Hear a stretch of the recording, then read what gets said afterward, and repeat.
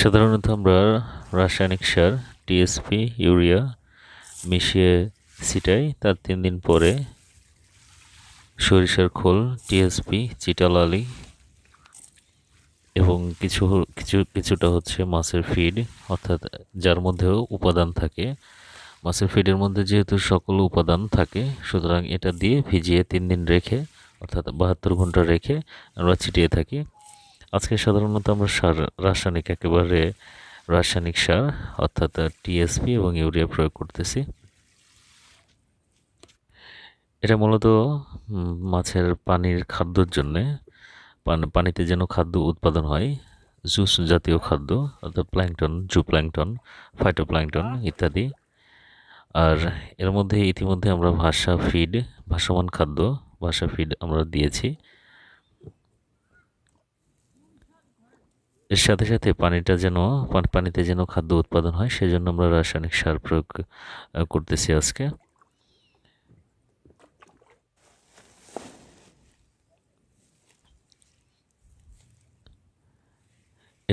এই প্রজেক্টটি মূলত হচ্ছে 2 বিঘার একটি প্রজেক্ট। তো সেখানে আমরা 30 কেজি অর্থাৎ 20 কেজি টিএসপি 10 কেজি ইউরিয়া মিশিয়ে দিচ্ছি।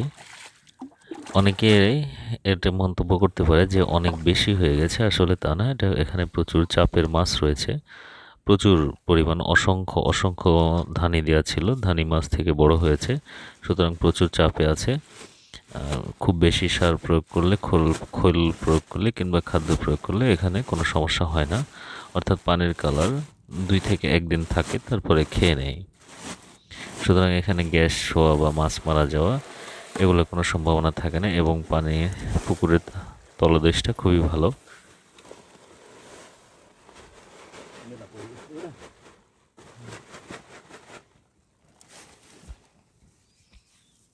একেবারে আমরা ঢেলে ভিজিয়ে আমরা ছিটিয়ে দেবো একদম।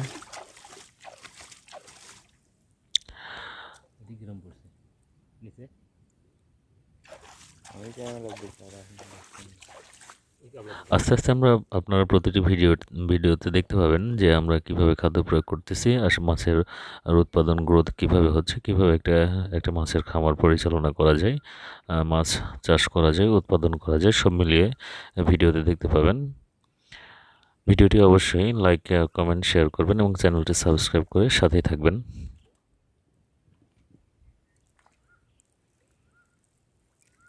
এটা একটি ছোট প্রজেক্ট, আরও বড় প্রজেক্ট রয়েছে, যেগুলোর পরবর্তীতে আপনাদের আস্তে আস্তে দেখানোর চেষ্টা করবো ইনশাল্লাহ।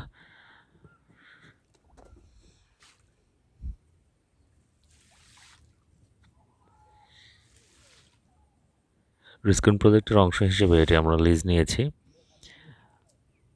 4 বছরের জন্য আমরা লিজ নিয়েছি এটি।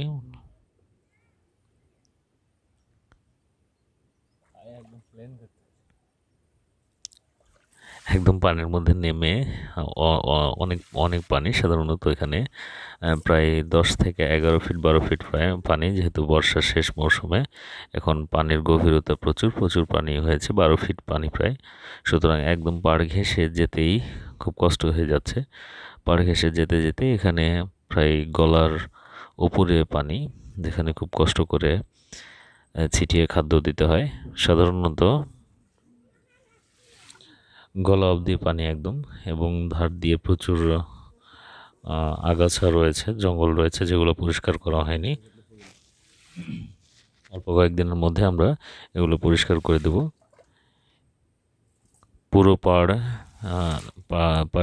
পাড়ের পাশ দিয়ে যাওয়া সম্ভব নয়, কারণ অনেক অনেক পানি, সুতরাং এক পাশেই আমরা ছিটিয়ে দিচ্ছি। সমস্ত পুকুর ঘুরে ঘুরে ছিটানো এখানে সম্ভব নয়। আরেক পাশে আরও অনেক পানি, যেখানে পুকুরে পাড় দিয়ে যাওয়ার সময় ডুবে যেতে হয়।